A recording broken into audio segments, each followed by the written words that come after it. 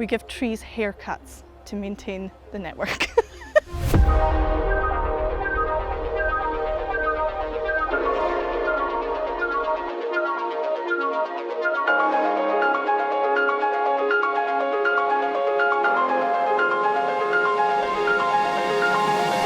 It could be turning up to various sites that are kind of smaller, where we only require like a snippet off of a kind of row of trees. It could be our garden job.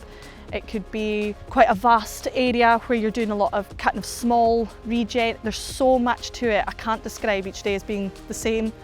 What I really enjoy about my job is being physical. Being outside, being consistently busy and having somewhat of a good fitness level. Like, if you think you can do it, go for it. Like, there's nothing stopping anyone doing any form of role. Granted, it is a male-dominated role, but it's like, well, push the boundaries, because I did.